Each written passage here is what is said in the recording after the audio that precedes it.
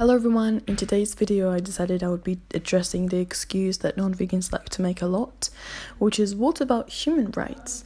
Why is it that vegans don't talk about human rights issues and only focus on the animals? Shouldn't we first address child abuse issues before we get to the animals? Now, first of all, you don't have to rank injustices. And you don't have to choose between the injustices that you speak up against. You can be vegan who speaks up for both human and non-human animal rights issues. Remember that slaughterhouse workers are not willing participants in exploiting others and stabbing them in the throat all day long. We also shouldn't forget the fact that we can feed the world, but instead we choose to feed the crops that we grow to the animals to fatten them up, exploit them, murder them, when we could feed starving children. While it's true that vegan activists do focus on the animals, it doesn't mean that we don't support people who speak up for human rights issues.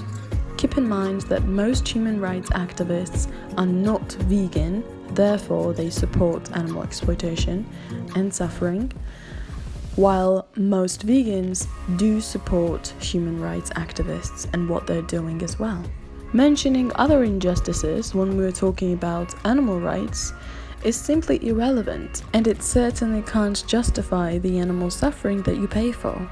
Vast majority of vegans do agree that child abuse, sexism, homophobia, racism, and so on should be abolished. But it doesn't mean that speciesism is not a problem and should not be abolished as well, because we consider speciesism to be the root of all evil or discrimination. Speciesism is the first form of discrimination that we learn as children, that we should exploit some animals and love others.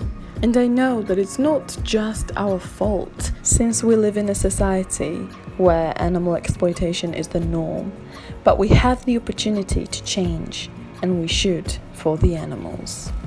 Thank you all so much for watching, and I'll see you in my next video.